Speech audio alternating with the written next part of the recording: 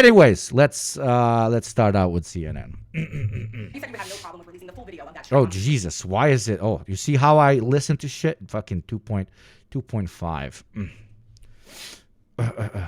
Wait. 0, normal. Very good. Okay. You guys understood how the discount works? Okay, absolutely fantastic. Let's start out with the news. Apparently, they're banning social media in the fake country of Australia. Let's start from there. With releasing the full video of that strike on September 2nd off the coast of Venezuela, Secretary Hegseth now says... You said that. I didn't say that. This is ABC fake news. You said that you would have no problem releasing the full video. Okay, well, Secretary Hegseth... Whatever Hegseth wants to do is okay with me. He now says it's under review. Are you ordering the Secretary to release that full video? Whatever he decides is okay with me. So the president, just moments ago at the White House, says, quote, "I never said that." He was denying his past support for releasing the video that shows that now infamous double-tap strike on an alleged drug boat in the Caribbean. So what did the president actually say last Wednesday in the Oval Office? Did the president, us Americans love contributing to mass murder of foreigners, but we don't want to do it in a way that is, quote unquote, perceived as an unethical killing for us.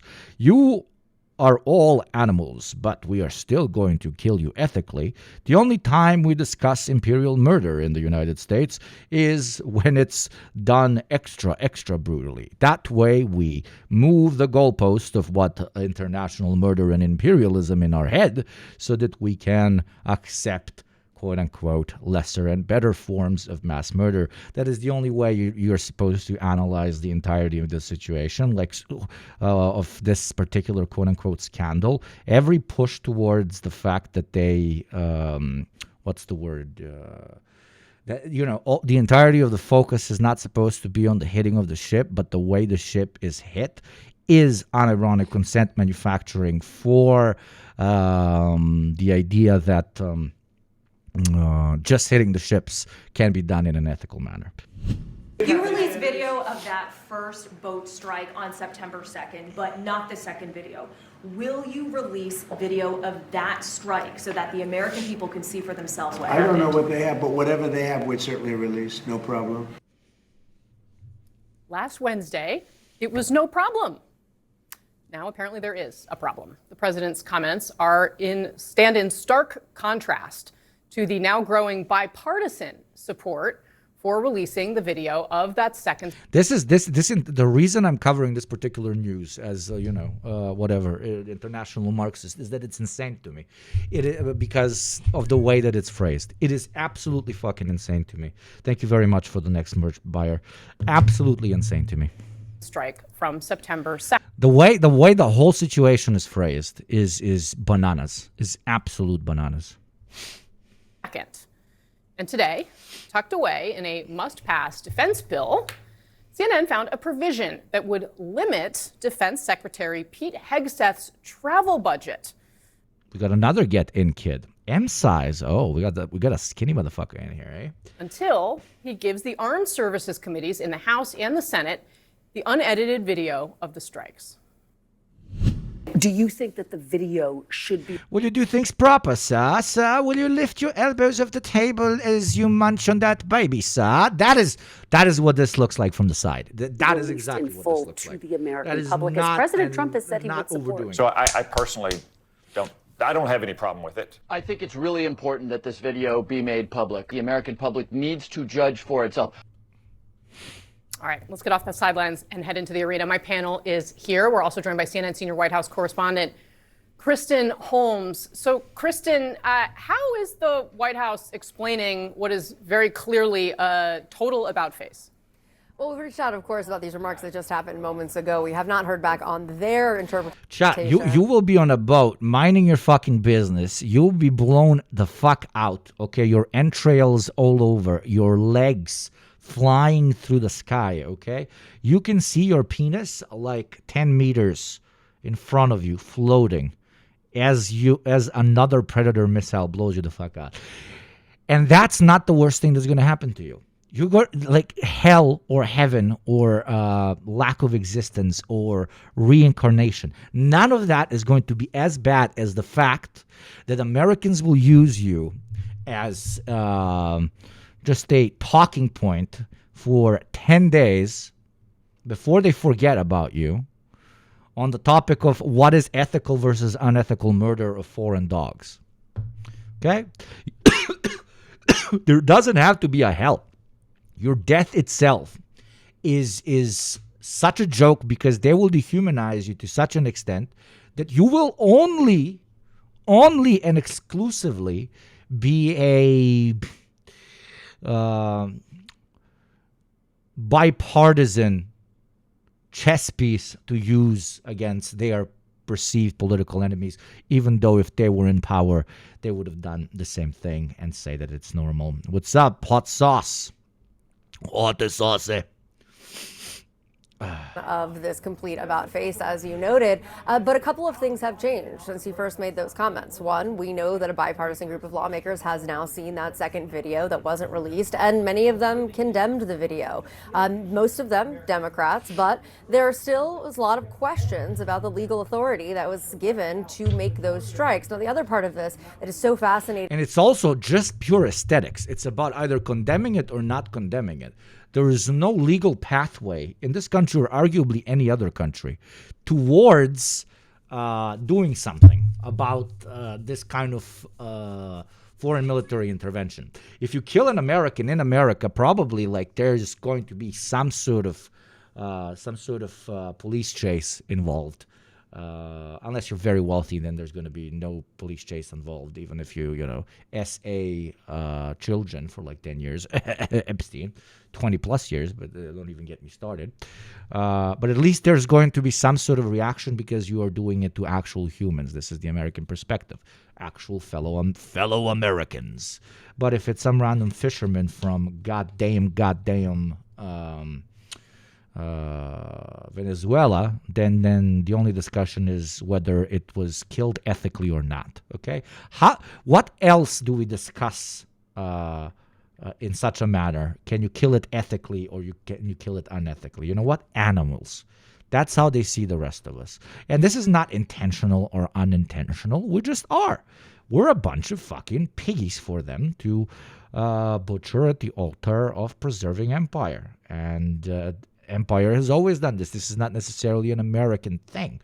This is an imperial thing. You cannot step on the neck of someone you consider your equal. Okay? We just had an epic, insane chatter spend a crazy amount of money, thank you very much, making basically their subscription here free because they got double that money in discounts. Thank you very much. And we got another beautiful chatter that leads us to 9 chatters that have already utilized their subscription in order to get discounts. Where else do you get this? Where else do you get motherfucking discounts for merch for subscribe? Instead of a person whose family, friends, and their lives were ruined and destroyed with no legal repercussions, they're simply talking points used to move pieces on the chessboard. Exactly, my beautiful friend. Pieces on the chessboard lubed up by our animal subhuman blood.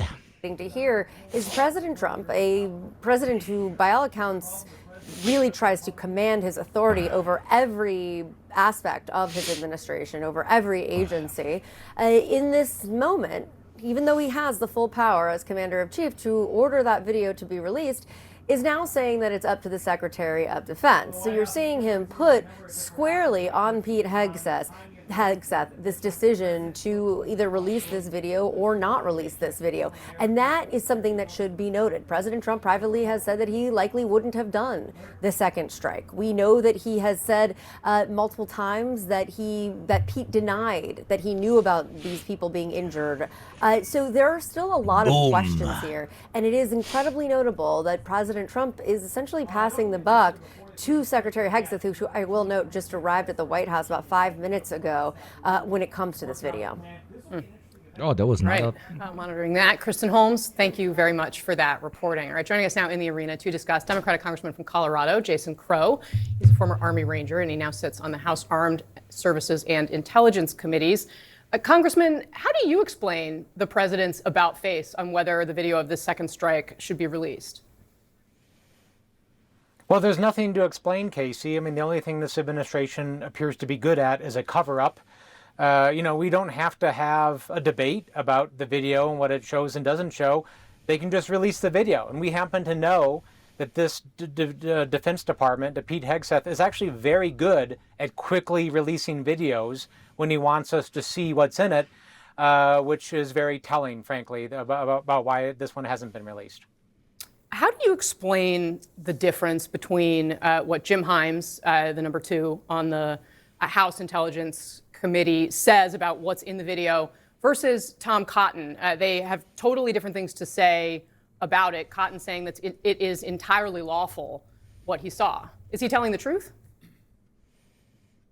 Yeah, here's how you explain the difference. You have Jim Himes, who's interested in the truth, in the law, in conducting congressional oversight, and you have Senator Cotton, who's interested in just appeasing Donald Trump. That's the difference. They kill random dudes in a boat, end of story. Exactly. Someone put your fire when ready sweatshirt. There we go. Okay, very good. Now it works. So, but someone, why does it say someone? I said a subscriber just bought. Oh, I hate Streamlabs. But yeah, C-SPAR. This is how they move the intentionally or unintentionally. This is how they move the conversation away from murder towards how is it ethical to murder, which then implies that there is such a thing as ethical imperial murder. Right? We got to do this in a civil manner. We must not burn their villages like savages with torches. We must use, flamethrowers, okay? So, but again, ethically purchased flamethrowers from your local mom and pop shop in Wisconsin. We don't have to debate this. We don't have to have a back and forth. They can just release the video, much like I've been calling for them to release the Epstein files. People can see for themselves. If this video is anywhere near what has been described to me, which is you have 2 unarmed, combat ineffective, stranded individuals who are holding on to a burning, sinking wreckage, who have been taken off the battlefield, and then a long time after the initial strike, another one is taken to kill them. There is no justification for that. I'm a combat veteran. I've been in these situations before, and we learn from the very first days of our training that if someone's injured, if they are trying to surrender, if they are retreating, if they have been rendered combat ineffective, you would not only have a moral obligation, but a legal obligation to refrain from striking them. The administration's defenders have essentially tried to argue that there's something on the video that shows that these survivors were trying to stay in the fight. What fight? Blood! For those of you who unfortunately saw the actual explosion, they were about to splash the Predator missile with some water. That look like, and is your understanding of the video that it shows anything like that? No, my understanding is there's nothing remotely like that. In fact, some of the folks who have briefed Congress have refuted that account already. Again, what has been described to me, and I have no reason to... No, I haven't watched it. Tell me about it, PM Triox. Drone warfare has changed everything. America is in for a nasty surprise if it invades Venezuela. The days of rolling over weaker nations are over. I hope, but there's slight hope there. But can you ask something? No. This is on Twitch. Usually the streamer does not interact with the chat. So if there are 3 steps toward this, feels like step 2. This is step 3. This is step 3. But let's just hope that it's all political theater and that he will back off. But that will not happen. I already see some liberals and self-defined leftists starting to create consent for the invasion of Venezuela. I've seen some videos that are absolutely, it's insane that you would post sometimes very legitimate criticism both of Maduro and the previous government and just the the way that Venezuela has been governed to an extent. There's a comradely way to criticize, but to post something like that right now before a potential invasion of Venezuela makes you absolutely fucking insane. Makes you 100% insane. This is like right before the invasion of Iraq. That's when you decide to make like hit pieces on Saddam Hussein. And I know Saddam Hussein is very, very different to Maduro, but you get my point. Like, why are you literally creating consent for this war right now? You fucking idiot. You fucking absolute animal. Basically, the president goes on a rant that Romans could walk freely without fear because Rome would crucify and raise cities over it. And that should be how America works. The only pushback is it is not proper. Of course it is. That's really good, PM. Of course, yeah. No, you got, dude. Listen. Republicans use Agent Orange. Democrats just bomb.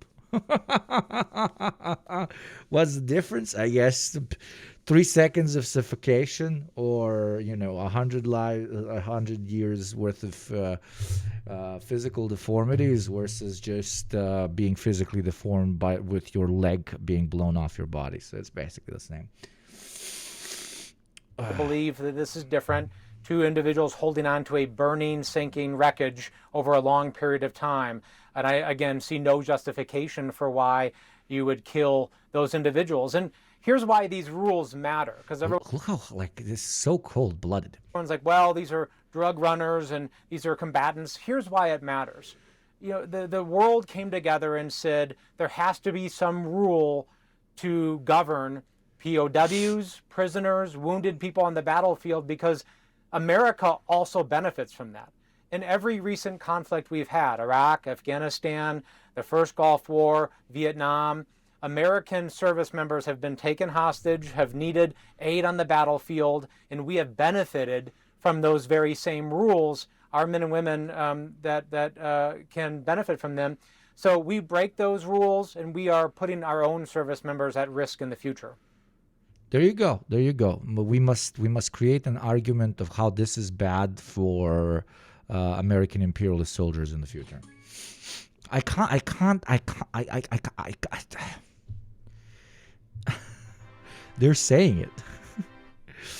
Thank you for the purchaser of the CEO of Antifa. Let me see if it's a Twitch chatter. Is it a Twitch chaturino? Is it a Twitch chatter? Should I count it? Person whose name begins with S and ends with G is not. It was somebody who bought it without the discount. But then we had a person whose name starts with N and O, thank you very kindly, that did buy it with the discount. There you go. Make a lot of sense to be subscribe to Jugobnik Streame, because you can buy for very cheap. Well, the difference between a democracy and a fascist regime doing these things is democracy has to justify the actions and frames it as an exception, whilst fascism frames it as necessary. Yes, both are trying to preserve the status quo, but the methodology they use in order to preserve the status quo is slightly different. That is the main difference between fascism and liberalism. Both fascism and liberalism's main goal is to preserve what? Preserve a hierarchy and preserve the current class dynamic as it is. Okay, liberals will do it by convincing you that you live on the best, like in the best, most democratic place on planet Earth, that there is no better alternative to the way you have it.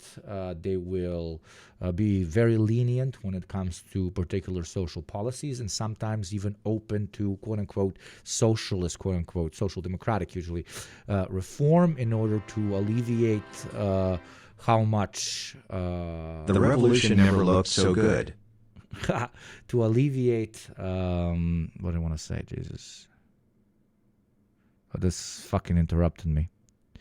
To alleviate the pressure that the working classes have on the state or on the system as a way to, turn off, open up the pressure valve so that there's no revolution. Okay, that is what liberalism is there for. It is there to preserve the status quo by saying that the carrot is much better than the stick. But the carrot is a very small carrot, and usually whatever is left off the carrot after the big rabbit of capitalism eats it, and then you get some basically carrot breadcrumbs, okay? The opposite side of that, which is on the same page, is fascism. It is once the contradictions of capitalism are so large that you cannot preserve it through slight reform or by patting them on the head or by telling them, oh, we can fix everything just with electoralism and so on. It is when that illusion completely breaks, do they take out what? They take out the boots, they take out the sticks, they take out the guns. As I said, they take out the stick. It's no longer carrot time. But both, at the end of the day, try to preserve the status quo. Is liberalism a little bit more chill than fascism? Yes, but where? Yes, but where? Liberalism always has to export its quote-unquote fascism abroad because there's no fucking free breakfast, and you have to somehow, guess what? Pay for all the shit that your imperialist capitalist state gets to enjoy under so-called, federal or liberal democracy, right? So they still export it. That is why the reaction towards liberals is always far harsher, either by people that have traveled abroad from, very large states. Let's even not just only talk about the United States, like very economically powerful large countries, etc., etc. That they traveled abroad. They see how imperialism gets exported, how fascism gets exported, while they continue to live in their quote unquote liberal utopia. They see the direct connection between the economic growth of the state that they just left with the hyper exploitation of the lumpens or the proletarians, or sometimes even the enslaved from every corner of the world. And that is why they get to this very radical conclusion that is very radical for a lot of people to even hear. And that is that liberalism is not that different to fascism. Okay? Fascism is fascism is taking the foreign policy of liberal states and redirecting it at its own population. That's it. Bringing imperialism home. But I have to say, as your advertising unk, okay? As your proud advertising unk,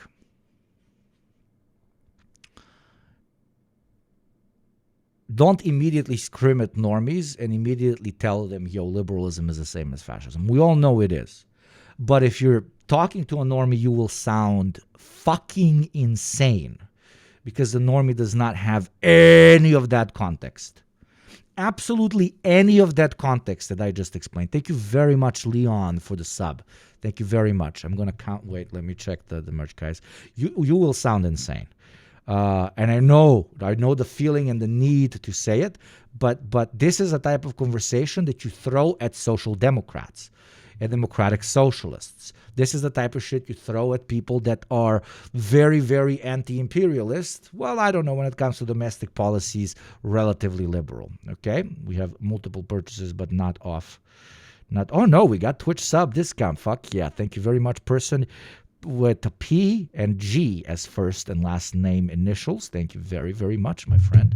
And I will add you right here to number 12. Very good, very based. Also, today we might gamba, and if we gamba, there's going to be more subscribers.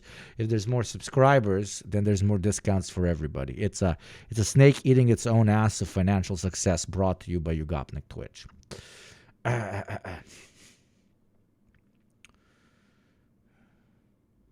don't think I've ever met a normie. I disagree. I talk to normies, and I don't insane. Some even agree with me. Yes, if you have enough time to explain to them what I just said, then sure. But if you're just there and you're like, ha, liberals are indeed the same as fascists, you will sound kind of cuckoo. But, if the person is close to you and they will give you the time to properly explain the argumentation, the no free breakfast shit, the you have to export fascism abroad in order to preserve your domestic liberal system. All of this, if you have time and if they are respectfully but like conscious enough to understand said argumentation, then yeah, do it. But I wouldn't call that a liberal. Like, if a person has enough consciousness to understand what you're trying to say through this particular analysis, then they are, a very staunch anti-imperialist. Then they do not completely dehumanize those who happen to not live in the imperial core.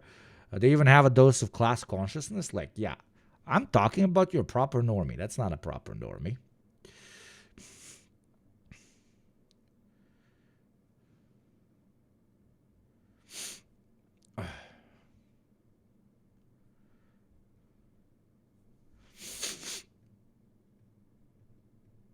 What the fuck is wrong with everything's bugged. Anyways, back to the story. I hope you guys understood.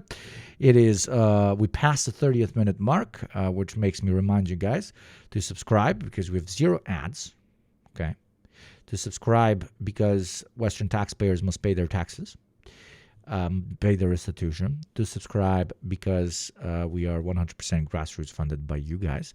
And number 5 that I can now say, because you get a discount on the merch, which basically makes it a investment, okay? You are investing in your portfolio by subscribing, and you're investing in the portfolio of 10s, 20s, 30s, 5, or however many subs you gift to as a means to secure them some merch or just secure them a nice experience here on Ugopnik Twitch. And on top of that, I put like the target is far too high because I wanted to concentrate on merch. But even if we hit like 120, 30, I'll probably let go. And, number 6 is maybe gamble. Maybe fucking gamba. Maybe gamba big. Okay. Sometimes it depends. Like my dad claims that he's a Socdem, but I spent like 2 hours explaining to him why non-white migrants are also good. Yeah. Okay, you guys are just using your individual examples of something that is a more general systemic analysis that I was trying to fucking give you. Okay, my lovelies? When I said don't walk in and tell a liberal that he is the same as a fascist because he's going to think you're insane, I meant exactly that. Nobody's going to listen to you after you say something, which is relatively correct, but which requires a large underpinning of both class analysis and basically the understanding of imperialism in general. Like, would you immediately go to a person that you met, living, I don't know, you find a random guy that's been living in a cave his whole life and he does not know absolutely anything. Would you immediately start explaining to him how we actually live on a rotating ball that is rotating a massive fucking gas exploding fucking furnace star, and that space has no beginning and no end? No, first you would explain to him how to wipe his ass. And that, you can cook meat. You don't have to eat it raw. That is what I mean. Fucking pace yourself when talking to normies. Because I see too many guys immediately be like, ooh, and they're very well-intentioned and I love them very much. But you just, like, we all sound deranged when we do it. Okay? So pacing. This is not complicated. Don't be weird. That's my tip for you today, chat. Don't be weird. Wear epic drip merch. Congressman, the global war on terror did, in some ways, see the United States of America adjusting some of the way these rules or versions of them were applied. I mean, President Obama came in for not an inconsiderable amount of criticism for the way he used drones, for example. Pete Hegseth over the weekend said, quote, "These narco-terrorists are the Al-Qaeda of our hemisphere." Do you think that's the correct assessment? And what does it mean? I love that MAGA wrote the whole peace train, the whole Iraq was stupid, Afghanistan was absolutely fucking idiotic. They lied about the WMDs. And now you can unironically tell them the drugs coming into the U.S. from Venezuela are like weapons of mass destruction. We must immediately invade. He is a mustached evil dictator man who has a sword. Same like Saddam Hussein, we must invade now. They think you are all cretins. They think you're all fucking dog catchers. They think you are all lobotomized, bro.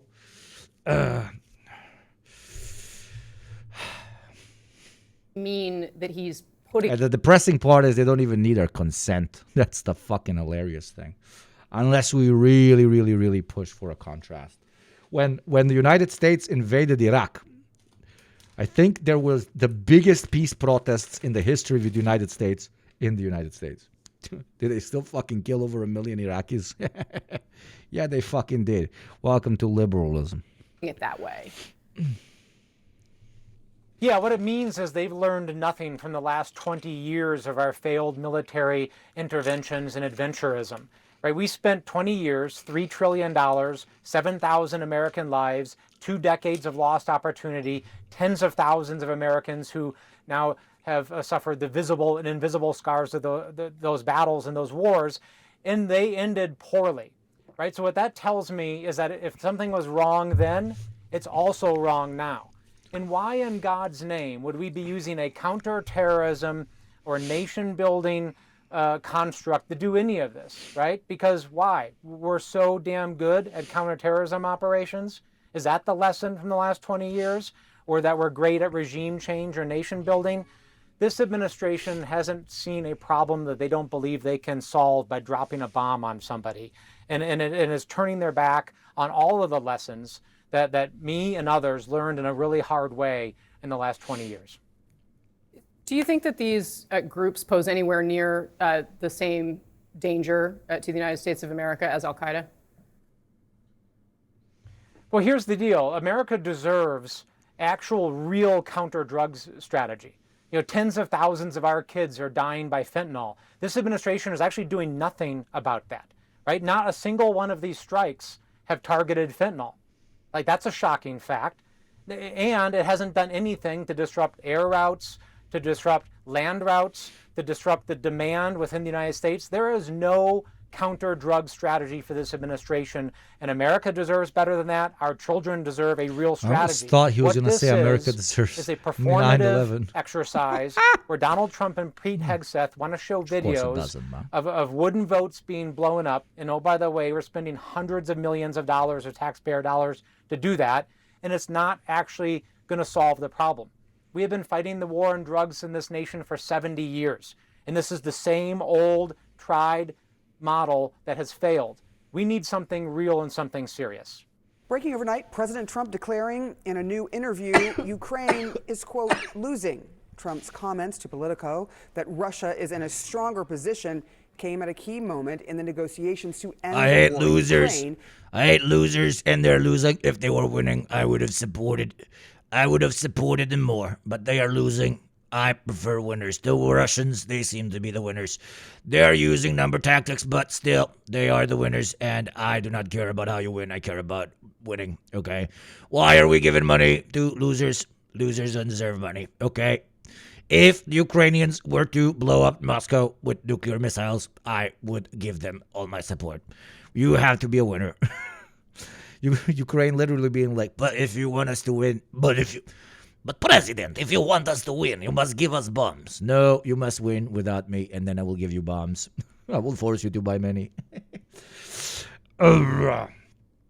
And as Ukrainian President Zelensky... How do you even do a Zelensky accent? I smoke a lot of cigarettes and I am Eastern European. Mr. President, can I have 5 billion rockets to destroy all the children in Donetsk? What was that old meme? Mr. President, can I have 5 million rockets?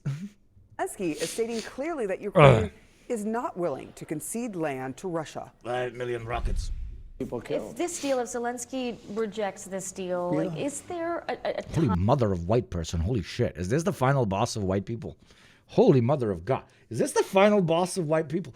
She's a lovely looking lady. God bless her. She's probably smart and brilliant and many other achievements. And now I'm limiting everything on the particular way she looks. And I'm low-key being racist because I'm especially focusing on her race in this particular context where it might actually be low-key racist, even though, quote unquote, you cannot be racist towards white people in the States. And I agree with that completely. But in this context, it is a bit weird. But Holy Mother of God, this is like, what's the word? This lady was on every single Nazi poster of all time. Like Holy Mother of like she straight from the forgotten Aryan lands from under the water, dude. She was lifted up. She was fucking lifted right up, dude. Final Fantasy goddess, fresh out of the news anchor cloning. No, she doesn't look like them. Okay, the news anchor cloning facility are all brunettes pretending to be blondes. Okay, it's all a bunch of fucking Italian skulls and Spanish skulls and fucking like northern Scandinavian skulls pretending to be Nordic, like proper fucking German Nordic. This is like. This is like every fucking Aryan painting would have this lady, right? Even though she fucked up by doing her nose. Now she loses that. Like a proper Aryan woman has a larger, chunkier nose. Yes, for those of you who are new here, we do proud woke race science here. Thank you, Mika, the ultimate Yakub. Wow Mao is about to finish the video. You have no idea, okay? I am about to drop Marxism, Yakubism, baby. Timeline, is there a point at which you say, okay. Well, he's going to have to get on the ball and It's only one more month. Yeah, probably like 6 more months. start. That guy, like, oh my God. I love that guy as much as I hate that guy. He has pissed in my mouth, like, Holy Mother of God. It's going to be like 1 hour long. And the edits better be like insanely based. Accepting things, when you're It's been years. It's been like 5 months. Yes. losing. This is losing. Joining us now is CNN Global Affairs analyst Brett McGurk. Is this a clear sign that Trump is sticking with the U.S. plan that would force Ukraine to give up? How many jobs have been created in the United States of America for pretty much everybody, okay? Trump is a job creator. Trump is 100% a job creator, chat. Because there's like at least 10,000 people in that fucking country that, oh my God, that the only thing that they do, business, is talk about what they think Trump meant, okay? The ultimate job creator in the United States of America, Donald J. Trump. I will tell you what he thought. And anonymous, Xi Jinping himself. Who the fuck is so based, to be anonymous and to give 25 gift subs? That is actually insane. That is that's an angel, okay? That is Santa Claus in the making. Are you Saint Nicholas, and what are you doing in my house? Because I want to make you some tea, okay? And spice it with some Jack motherfucking Daniels, okay? Thank you, Joe's Finn, as well, for the 22 months. One of the OGs, dude. Thank you very much. 22-month streak. That's fucking insane. Sveti Nikola Tesla, brate. Level 6 Hype Train. Let's fucking go. Give as many on this Christmas season. Give to as many chatters, and especially today. If there was ever a time you would gift them, is because we can potentially get them, but because they will get a discount, and then they can buy merch for 10% discounted. So you would be arguably giving, if somebody buys only one shirt for like $5 to $6 per gift sub, you would be giving every new subscriber $11-12. Like, it's fucking beyond based. Thank you very much. I don't think so for the 5 gifties. Thank you very much. Let's fucking go. Chew motherfucking chew. I'm pretty sure that most of you just want to fucking gamble. You absolute psychos. But yeah, mad respect to the unknown gifter. And of course I don't think so, but especially on the unknown gifter. Gifting 25 without using it as a flex is insane. What the fuck? Stop being Santa Claus. I mean, no, don't stop being Santa. I love what the fuck. Okay, dude, keep doing it, but put your name on that fucking thing, man. I want to know who to okay? Anon, what the fuck? You need modest. Don't you know me? I made a whole video about how modesty in capitalism is actually not a good thing. It is not a good thing. And you're out here out modesting everybody. Son of a bitch. Just thank me. Mary Jane, thank you as well. Mary Jane, you've done your fair share of gifts and everything, but holy shit. Anon, what the fuck? Anon, I love you, Anon, but what the fuck? Flex, bro, flex it. Okay? Fucking Santa Claus up in here. Even Santa Claus flexes. Motherfucker flies around the sky, screams ho, ho, ho. You know? Sexist ass motherfucker. Thank you, Seabass. Thank you very much. A new child soldier. Subscriber. My parents lied. Santa Claus is real and he is in Ugopnik's chat. Now, all of you motherfuckers that got a free fucking gift sub, now you go to theprogramshop.com, okay? You go to this and you get some based ass, ethical, whatever the fuck your liberal proclivities call upon, but good looking ass motherfucking merch for 10% discounted. Like, God damn it. This is, am I running a pyramid scheme because this shit is too good to be true? Oh, I mean, this is an MLM scheme, if you know what I mean. Do you guys sell cigarettes in the shop? No, I wanted to add like 10 cigarette packs per shirt and ship them from where I'm at because they're relatively cheap, but they refuse to do so. They refuse to do so. Oh, shit. Where the fuck is it? Doesn't matter when you know progress can't.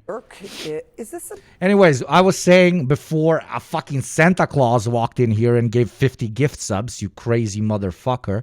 I was saying that Donald Trump is the greatest job provider of all time, for there are at least 10,000 American news anchors whose entire job is to sit there and say, I believe Donald Trump meant this with this. Oh no, I believe he meant this with this. Oh no, I disagree, for he meant this with this, okay? More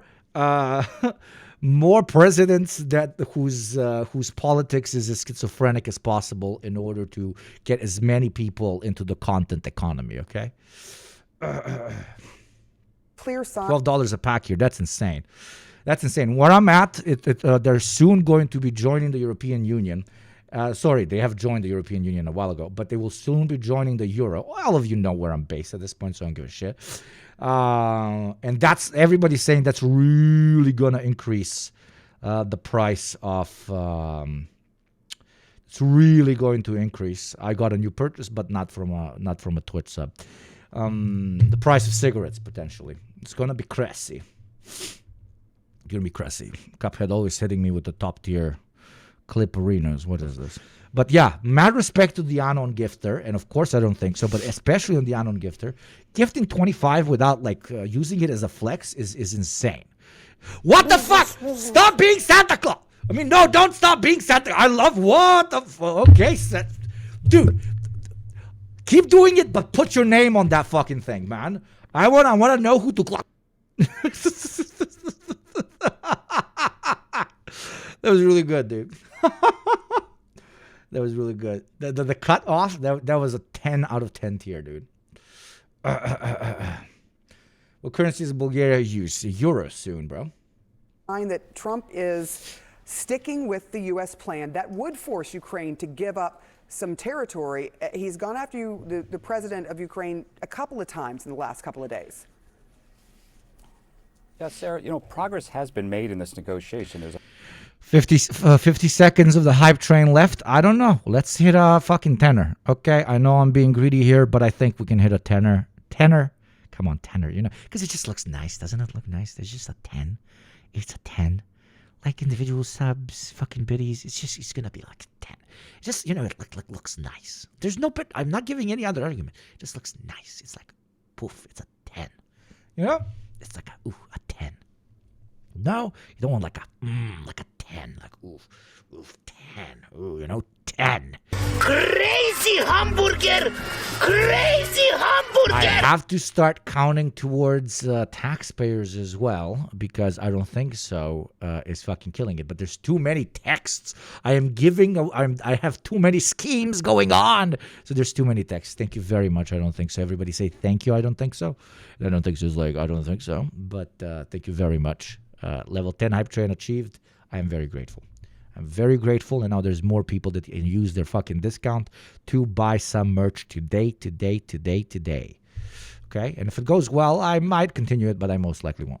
Okay, very good. Do you see how I'm leaving a little legal loopholes for me, even though there's nothing to do with the law on this topic, but God bless. Thank you, I don't think so. Thank you very, very, very much. Very kind of you. Somebody write down somewhere on the side that we are what's the word? How many Western taxpayers we had, right? I'm going to write in my mod chat, 2 Western taxpayers. Okay. Anyways, let's continue. The framework for what the end of the war can look like. But on the key issue of territorial concessions, there has been no progress. And it's kind of an error in diplomacy to keep pressing a matter when you know progress can't be made. And right now on this issue of territory, things are stuck. The president seems to have in his mind that this territory is going to be taken by Russia in any case, so Ukraine might as well basically sue for peace and take a deal. But you know, we're in the 4th year of this war, and the Russians have not been able to take this territory in the Donbass. It's called the Fortress Belt for Ukraine. It's their most defensible territory. They consider it critical to the defense of their country going forward. So I actually think the assumption is the reverse. I think, you know, Russia actually cannot take this land without enormous costs and over a period of years. That's according to a UK intelligence assessment. But in diplomacy, there's always assumptions you make. The president seems to assume, again, that Russia is going to take this territory militarily, therefore Ukraine has to concede. I actually think the opposite assumption is right, and therefore... Or maybe it's not only assumptions about the battlefield that play a role in political decisions of states. Oh, wow, the mind blowing. And maybe Trump's particular interests when it comes to this conflict are not only defined by the suppression of the Russian invasion or the suppression of and blockage of Russia's advancement westwards. Maybe it's a little bit more complicated. Maybe also America's MAGA-specific trajectory and view of the Russian Federation's role in the perseverance of American imperial dominance is slightly different than that of Western Europeans. And maybe MAGA-style America would be very willing to, quote-unquote, throw the interests of Western European states under the bus as a way to establish potential future relationships with the Russian Federation post this conflict. That's number one. Number two is obviously the massive pain in the ass that he probably individually feels from not being able to deliver on this peace deal, because it's a very large part of his platform, but all of you know this. This is very basic analysis. Do you think the EU could beat Russia in a war? I mean, it would be a very long and bloody, insane standstill. If they don't use nuclear missiles, you would just have Ukraine 2.0. Without direct American support, though, you never know who could win. But like this, it would just be a standstill. A continuous, insane standstill.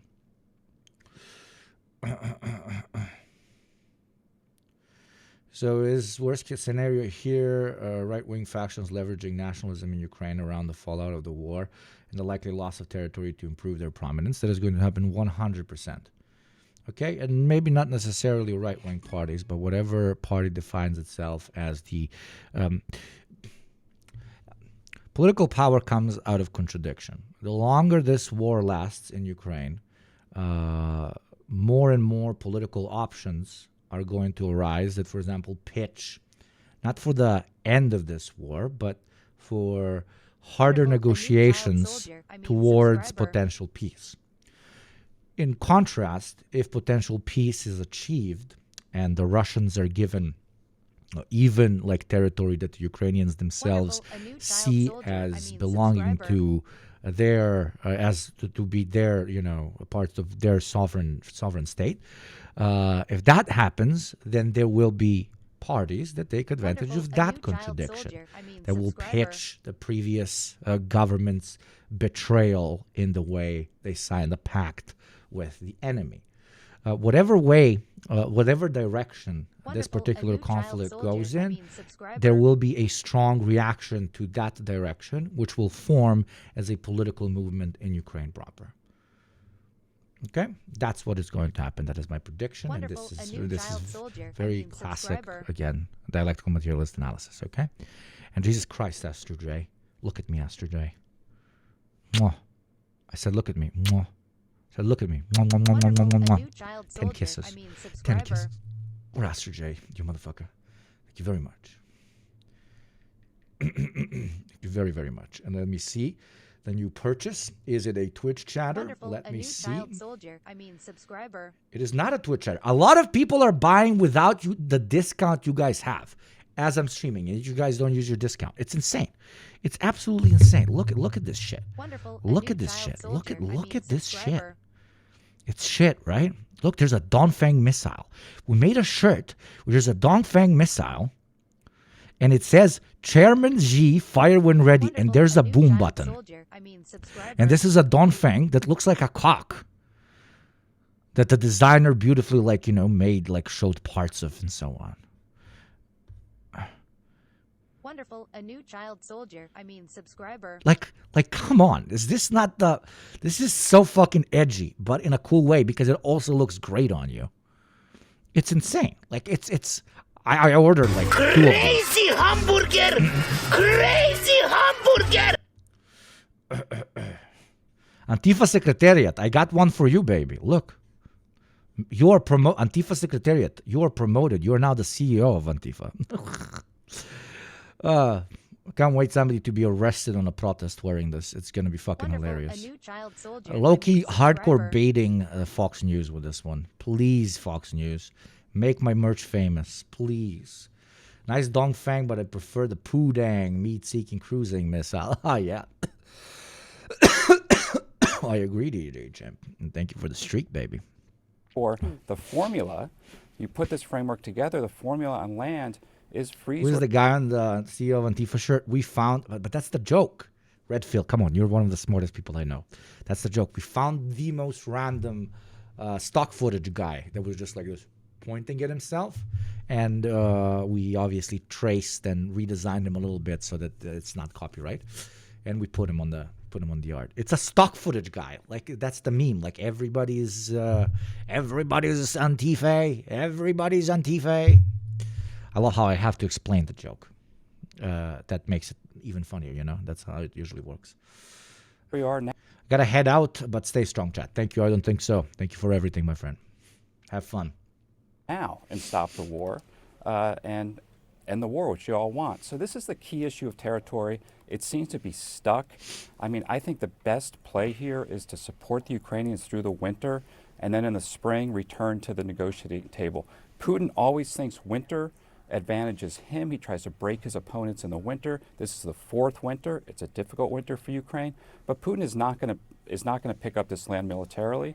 And in the spring, there might be another opportunity. Also, for a lot of people that maybe do not interact with a lot of Ukrainians or Russians, which I happen to interact with both on a pretty much weekly, sometimes even daily basis, I don't think a lot of you understand just how, say bless you, just how transformed Ukrainian society is right now by this war. Okay? Every single human being in that country has been touched by it one way or another.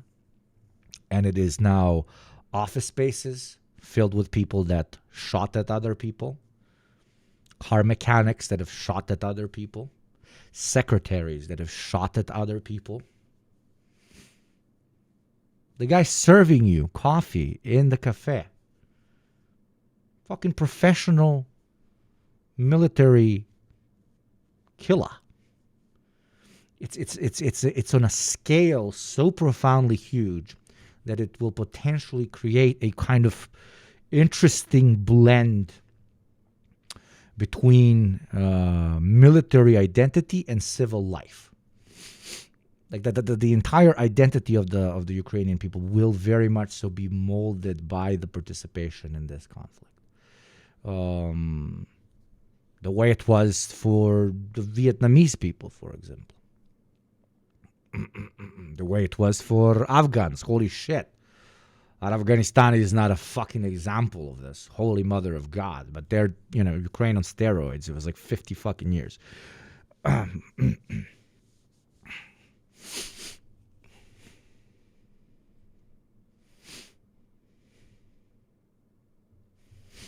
a good one, think so.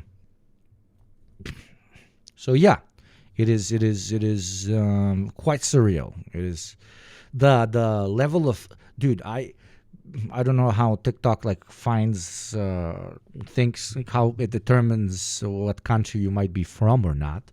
But because I hang out with a few, and then my TikTok sometimes thinks I'm Russian or Ukrainian.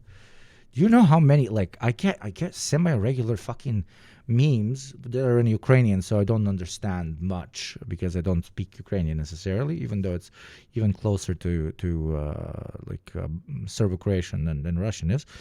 Obviously, territory closer, etc., influenced by of us to them and them to us. But they're just guys on the front making memes, and then I open the account and I browse down, and then he's back from the front, and then he's making videos about how to, I don't know, put a TV on a wall because he's a mechanic, right? I literally found a Ukrainian dude that had fucking 120, 30,000 followers, and if you scroll down, he built up his following because he's a guy that does furniture, right? Does furniture, makes furniture out of wood. But then he went, and then he became a artillery guy, and then all of his content turned from an artillery to artillery shit, tips for other artillery guys, high scores, insane shit. He has one video where he's showing off the different patches of the enemy that he took from corpses. So yeah, war is absolutely insane, and sometimes it's necessary, unfortunately, for pasty-ass motherfuckers such as myself to see what it does to other pasty-ass motherfuckers, to remind us of why it's very bad and why no war but class war. I hope the furniture guy can go back to being a furniture guy. I hope so as well, but what do you think the chances are? Especially when now, because of the size of the deployment, because of the size of the army that has participated, the potential for politically co-opting this very military identity for so many people in the country, this contradiction, is going to be huge. It's going to be huge. If I was a political opportunist trying to build something for myself in Ukraine post-war, I would literally call it the military party. I'm not even fucking kidding. I would literally call it the military party. Fill it up hardcore with fucking veterans, with people that have lost people to the war, with people that, do not think the war should ever end until every single inch of territory is returned. Dude, you would win you just gotta need the face of the party has to be some insanely experienced soldier, though. Not a fucking major, not a fucking general. I want a dude that has racked skulls. Okay? That's why they say that the worst capitalists are ex-fucking Marxists. Dude, I would milk that would be so. And that might also be the future for Russia post-Putin. But there isn't as much of a military identity in Russia because of its huge contrast in size. So while there have been millions of Russians that have been exposed to war, and then tens of millions of Russians that have lost someone that they know that participated in the war, the scale of militarization of Russia, because there's no war on Russian territory, unless I guess you define Crimea and the republics as Russian territory. I don't enter this conversation because it's absurd. There is that military identity did not form up as much, while in Ukraine it very much so has.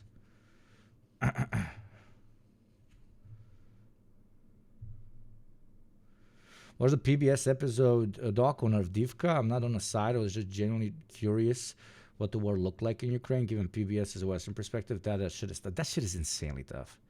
No, that shit is insanely tough. And I know that a lot of people will be like, heard there, bro, like, oh, you're just considering it a different war because there's white-looking people doing it. And shit, that's a pretty decent fucking argument. But no, it is a there is a sort of special tag on this particular conflict because it's two regular armies, a lot of PMCs, a lot of fucking mercenaries, a lot of so-called volunteers, fucking mercenaries. Like 1% of the people who call themselves volunteers are not fucking mercenaries. Okay, if you're a volunteer, you don't take a salary. You go, you fight, you go back home. You don't take 40,000 euro payouts from either side. Okay, but what do I want to say? The scale, the technology being used, the fact that it's two regular armies, the fact that it's border to border. Come the fuck on. The introduction of the modern approach to the use of cheap drones. It's the scale is insane, okay? It is not just Israelis doing a fucking genocide on civilians, okay? It is two regular armies beating the living fucking shit out of each other. And it is a scale that is absolutely to an extent special. In all the worst ways, though. I guess the only way it's not horrendous, even though there has been a lot of war crimes against civilians in this fucking war, a lot of them.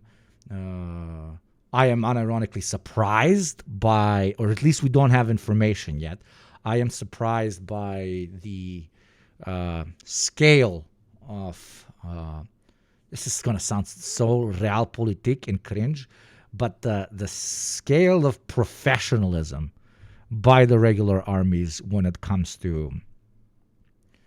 I was expecting, when this thing started, I thought like we would be seeing like no degree of professionalism like in the post-Yugoslav armies, okay? You had paramilitaries everywhere that were to an extent even unhooked from the state. They were just like just hang civilians on every fucking traffic post they could find, right? I'm not saying that this doesn't happen, but the scale is for now very different, unless we hear some new information. Conventional war, yeah. But again, this is like, I mean, I know I sound like fucking insane, but especially for a Marxist audience, but the professionalism shown could have been worse. That's what I'm saying. The professionalism shown could have been worse.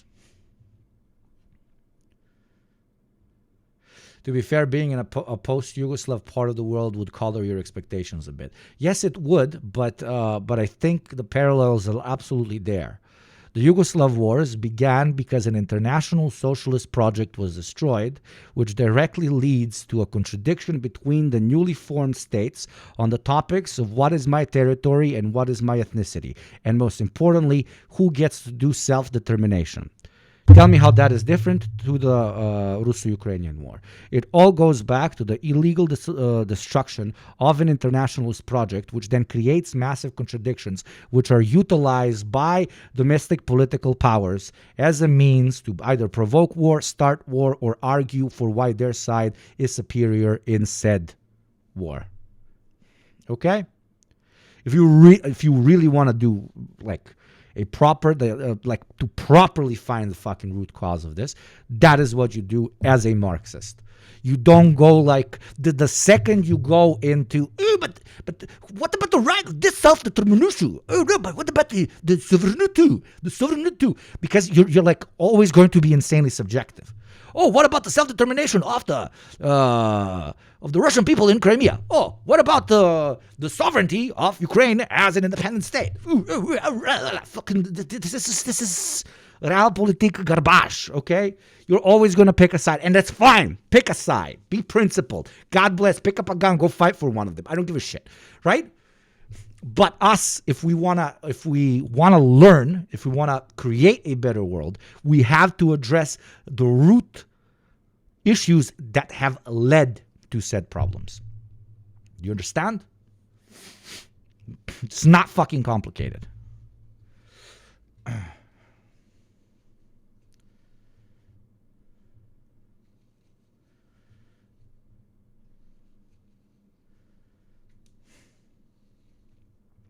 The real root cause is always resources. In Ukraine's case, raw earth. But again, my friend, you're doing the same, right?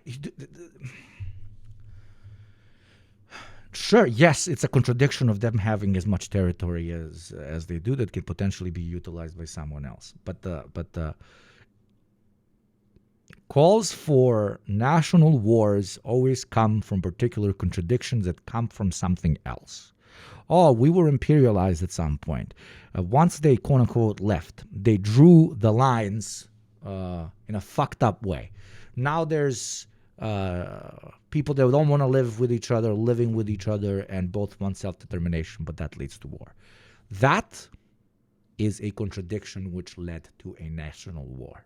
The destruction and disillusionment of an internationalist project, such as the Soviet Union or such as Yugoslavia, leads to war because all of the independent nation states, which now have a vested interest in expanding their own power, will use different legal arguments on why do you get to self-determine and I don't get to self-determine.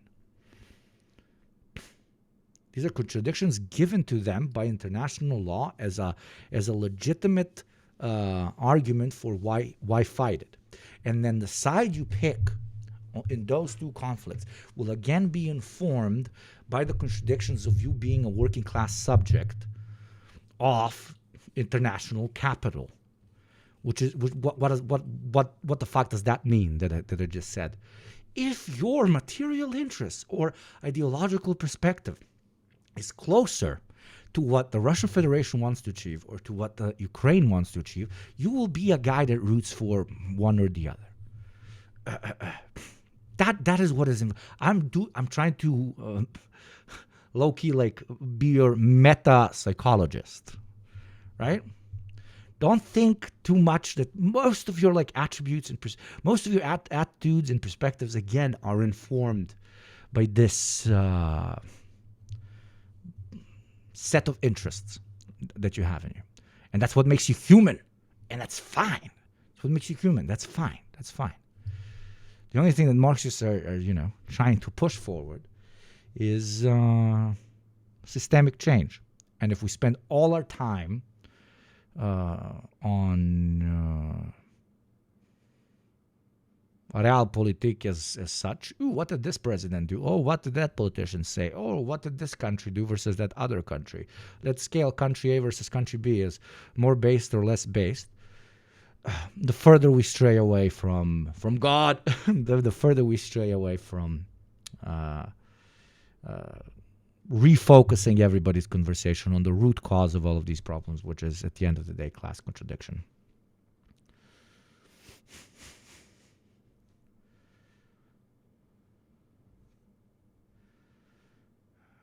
Liberal legalism is a major reason international law is such a joke. Yeah, I agree. Just as a sidebar, a lot of people were using America invading Canada if we sided with Chinese economically as a way to get diehard libs to understand the Russian freak out over their buffer zones. That's what 400 years, 400 years in the making. And now that it's happening, the same territorial freak out assertions are coming up. Yes, of course.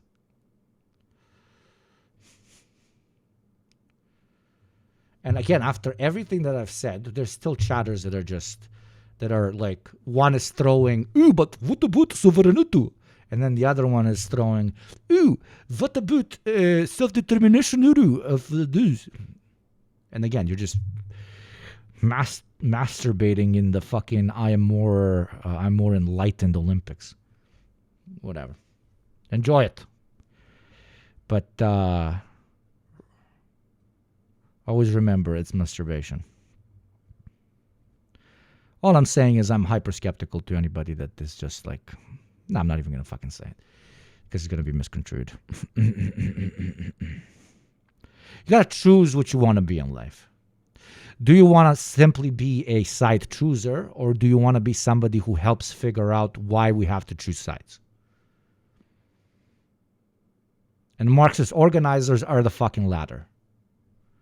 Others are sophisticated consumers of news. The first group, I mean.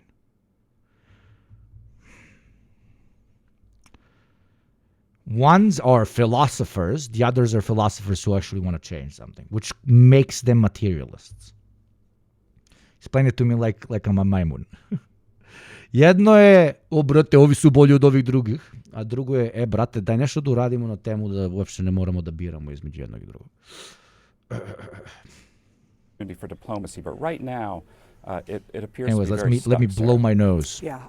In the meantime, the war is ongoing. Buy merch, People are 10% suffering off. through it there in Ukraine. I do want to ask you about comments that Trump also told Politico when it comes to how he views NATO and whether a message of tough love is being sent to them. Listen.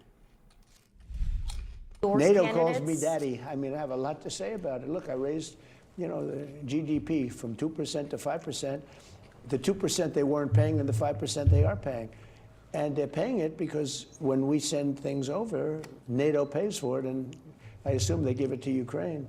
But Europe is being destroyed. I guess I just need to ask you a couple of questions. What do you think he means by Europe is being destroyed? Oh my God, I love this. You remember my joke from earlier? I'm a funny guy. I'm a very funny guy. My joke from earlier. There are tens of thousands of people in the United States of America whose entire career is saying, this is what I think Donald Trump said. This is what I think Donald Trump meant with that expression. And that NATO calls him daddy? Well, Sarah, look, America's comparative advantage in the world against countries like China or Russia are allies, our web of alliances, and central to that is Europe and NATO. And yeah, the Europeans are difficult to deal with. It's hard for them to make decisions. Sometimes they act collectively through the EU. That's because of the history of Europe and 2 world wars. Right. I mean, these are arrangements they've put together. I don't think that kind of, unless the president has some aim here, he's trying to get the Europeans to do something specifically. It is tough love. If it's really America kind of walking away from Europe because we don't like where certain political interpreters, yeah, but that's a harder job, okay? Because you will be proven right or wrong. Trump interpreters, though, are like an eternal grind, Sesh. You can do whatever the fuck you want. Countries' domestic politics are heading. I think that's a very dangerous signal, not only for Russia and Putin, but also for Xi Jinping and China. Who, Xi Jinping and China, he will be making his own calculations about Taiwan, which would be a cataclysmic conflict that we have to do everything we possibly can to deter. And he has said he wants his military to be ready by 2027. So we could be heading into a much more dangerous world here, and we're going to need our allies. We're going to need our allies, particularly NATO and the Europeans. Why would it be cataclysmic? Why do you want to participate? Brett McGurk, you always have great analysis. I really do appreciate you coming on and talking us through all this. Let us now go to Mr. President. Miss Kira. I need 1 million Dongfang missiles. Wait, sorry, wrong phone. I was calling Xi. Rudik. Mr. President Xi, the Russians are pivoting to Washington. You must give us rockets. We will change the name of Azov into the People's Army, sir. Just more rockets now, please. Who is? I cannot do a Zelensky accent for the love of my life. We just got a new merch purchase. Let me see if it's a beautiful chatter. As a reminder to all chatters, you have 10% off during the stream if you are a subscriber, and even if you aren't subscribing now and buying some merch, will basically render your subscription free because you will get a discount of the same size even if you buy one shirt. But if you buy multiple ones, then you're going to be even cheaper. It's crazy. That is insane. And yes, it was a chatter. Thank you very much, chatter, for that very sizable purchase. Thank you very much for that sizable purchase. And I'm going to put you here, okay? We're definitely gonna have a drip check, but with chatters on stream. You're gonna send me some photos on the Discord, and then I'm gonna rate how you carried the deprogram drip, okay? A member of Ukraine's parliament after hearing all these things. I do want you to listen to Trump's new comments where he talks directly about your president. Here's May you say I love Amazon. Good luck. You're going to kick ass. What he said. People killed. If this deal, if Zelensky rejects this deal, Yeah. is there a timeline? Is there a point at which you say, okay. Well, he's going to have to get on the ball and start accepting things. When you're losing, because you're losing. What does it mean to you to hear that? Oh my God, this entire CNN, all of it is this lady asking people, what do you think he means, bro? I don't know. What do you think he means, dude? In this peace process, the President of the United States is attacking your president and European allies, but not Russia or President Putin. Hello, Sarah, and thank you so much for having me. It is indeed painful because I'm sure it's not only American people who are watching this. There are people fighting at the front line, risking their life for democracy, for Europe, who are hearing such a harsh thing from President of the United States, one of our strongest allies. Oh, Jesus, thank you And- very much, Chatter. Thank you for telling me that. What the fuck? That was stupid. Thank you, Chatter. It's- Still, not hackable, but crazy. Simply not true. It tries to be a self-fulfilling prophecy, but it never will. And really, our answer is to ask President Trump to start pushing pressure onto Russia and not only on Ukraine. What is disappointing, what is so painful, that since he came into the office, he was only pressuring Ukraine for a peace deal that doesn't seem to actually be working and be a workable thing. However, we only hear... Yeah, because the bet there was that the Ukrainians will, can be pressured into basically giving up, while the Russians cannot. That was the whole bet. That is why he concentrated on the Ukrainians instead of the Russians when it comes to the pressure. That's number one. Number two is you cannot pressure somebody who is literally your opponent in the field. Like Ukraine or the United States is fighting with Ukrainian bodies against the Russian Federation as well. So if you just want to throw everything under the rug and finish this off as fast as possible, who do you pressure? You pressure your fucking ally, because it is with your ally that you have what to pressure them over. And then category number two, of course, is there's potential victories to be made by the Republican Party at the current moment in the United States by creating some sort of stable relationship with the Russian Federation, quote unquote, whatever the fuck that is supposed to mean, because that's a whole animal of its own to unpack. Was there ever a time when the news reported information as facts and not opinion farming bullshit? I've only known CNN slop growing up, and even then I knew there was, it had no substance. There is no such thing as objective reporting, my dear friend. But there was a greater form of editorial power over what journalists can say when it comes to choosing a particular side or not. They realize, though, that in the market economy, especially private media, that doesn't make money. What makes money is screaming about your opinion. So that's what they did.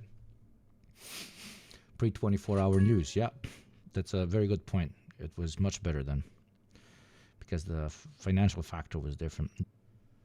Actually be working and be a workable thing. However, seem to actually be working and be a workable thing. However, we only hear promises to start putting pressure on Russia. Ukraine is not a problem here, and there is no other nation than Ukrainian that wants this war to end, because it's our people who are being killed every single day and night at the battlefield and in the peaceful cities. However, if we stop fighting, there will be no Ukraine. If Russia stops fighting, there will be no war, and there will be actually peace. And how is it that it's all so reverse? And in the speech, I just really cannot understand and cannot explain it to people in Ukraine. So Yeah, this is impossible to explain to people in Ukraine. If I was Ukrainian, I would literally, my brain would completely melt. But that's what happens when you think that empire is on your side, and you forget that the empire is only exercising its interests on your territory. So yeah, it's not betrayal when from the get-go it wasn't a friendship.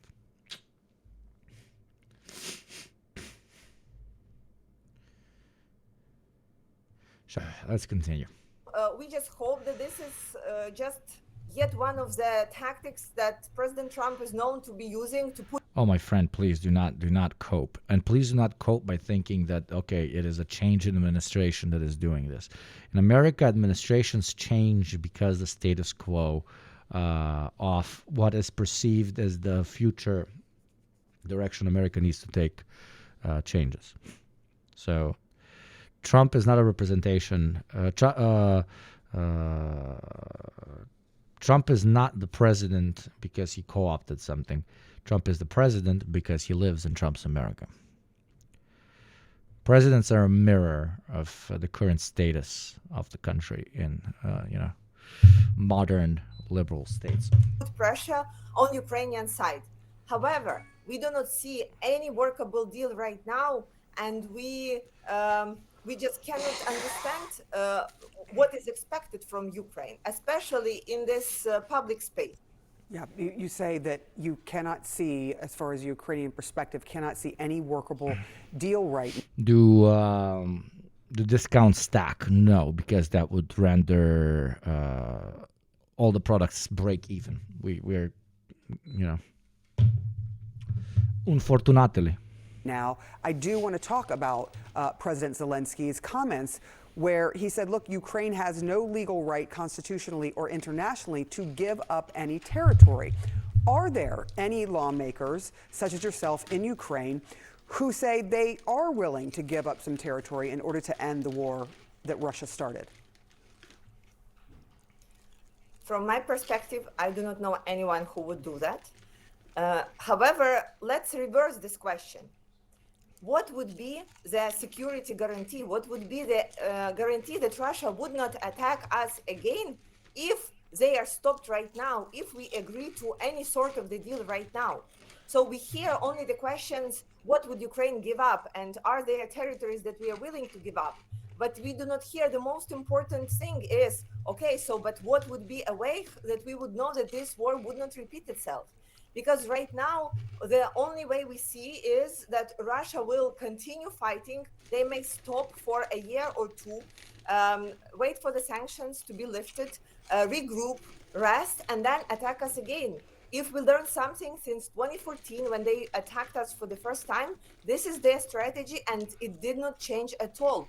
So what we are asking of our allies, like, how is this time going to be different? Who or what will make sure that Putin will keep his part of the bargain? And that's the most complicated question that nobody wants to answer right now. And everybody just wants to pressure Ukraine and... Because there's no answer to it. That's the massive contradiction of this whole fucking mess. Okay? That's why it's most likely there's going to be a frozen conflict that goes on forever. Unless the need for scoring political points by the U.S. establishment becomes so large that they somehow force the Ukrainians into it. But that would also be very difficult because of everything I explained earlier and the incredibly military culture that is now very, very present in Ukraine. So even pressuring particular political leadership could lead to a immediate coup of said political leadership. So it's just frozen forever, ever. There's no, the contradictions are too heavy on both sides. And neither side will agree on a sort of middle ground because of the contradictions that are present.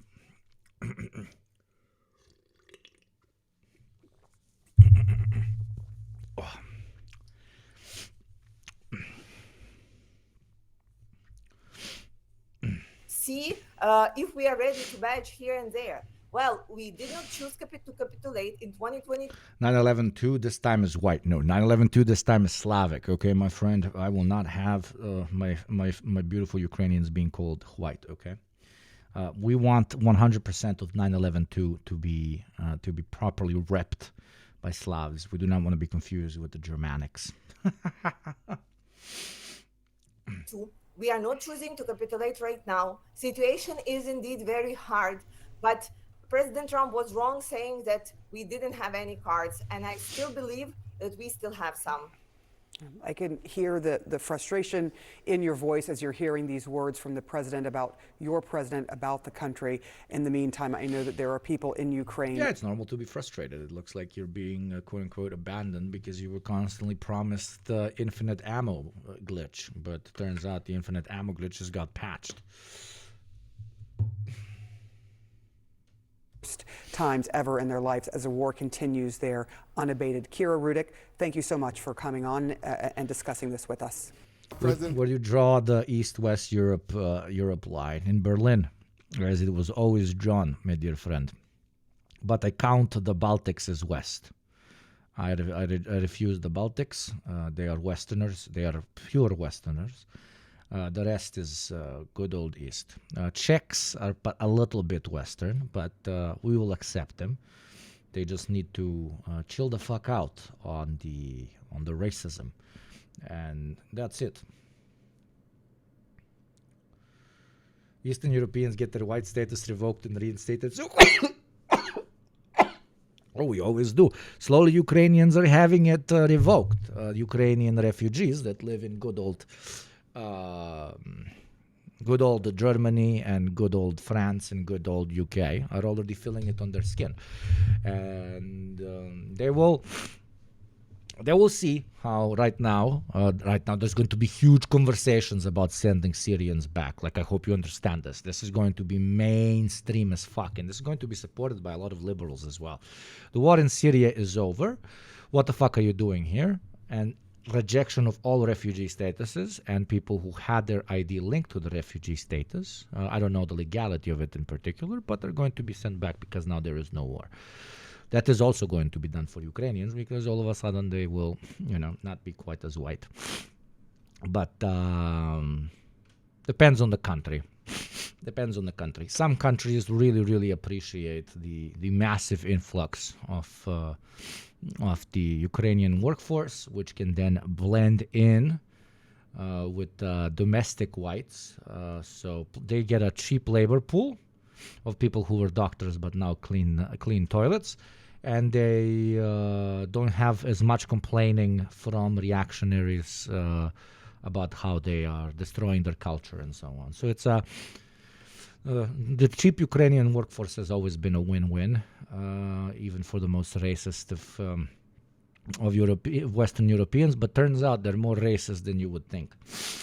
Like the Polish are really harping on get all the fucking Ukrainians out, but there's millions upon millions of Ukrainians, so that's their like reactionary argumentation. The Czechs are hardcore on like the Ukrainian immigration and so on, so it's interesting.